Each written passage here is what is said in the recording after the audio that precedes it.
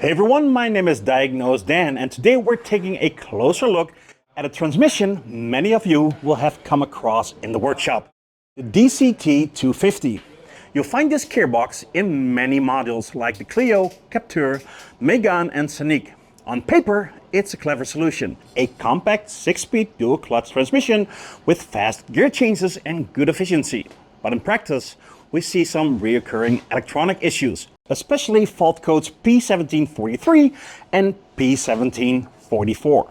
Today I'm at ACTRONICS to explain how this transmission works, what these fault codes actually mean, and how you can recognize if there's a problem in the transmission control unit. To understand the fault codes, it helps to first understand how this transmission is built.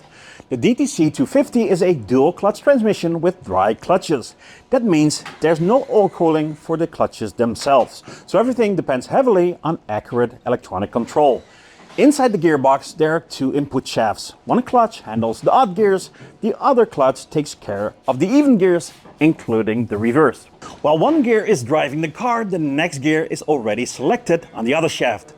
When this shift happens, one clutch opens and the other closes almost at the same time. But that only works if the control unit gets everything exactly right. Let's switch over to DTSB. In this case, I'm searching for fault codes P1743 and P1744 on Renault vehicles with the DC4 transmission.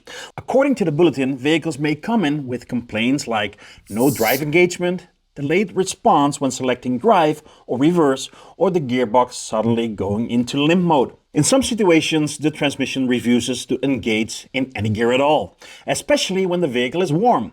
What's important here is that the bulletin doesn't point to mechanical failure straight away. Instead, the fault codes are linked to incorrect clutch control or internal transmission control errors.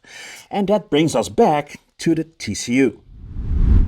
This is the transmission control unit, or TCU. On the DC250, it's mounted directly on the gearbox housing, so it's constantly exposed to heat from the transmission, vibrations of the drivetrain, and large temperature differences between cold starts and long drives. The TCU is responsible for controlling clutch engagement, gear selection, shift timing, and clutch adaptation.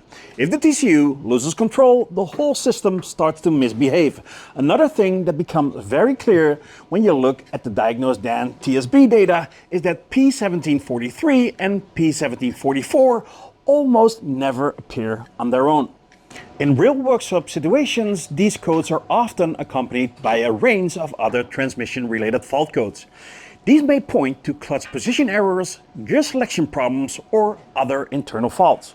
The Continental TCU used on this transmission is known to be very sensitive. Over time, internal electronic components can degrade due to heat and vibration.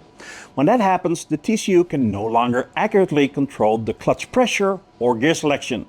That's when fault codes like the P1743 and the P1744 are stored. And that's when you start seeing the drivability complaints that are described in the bulletin.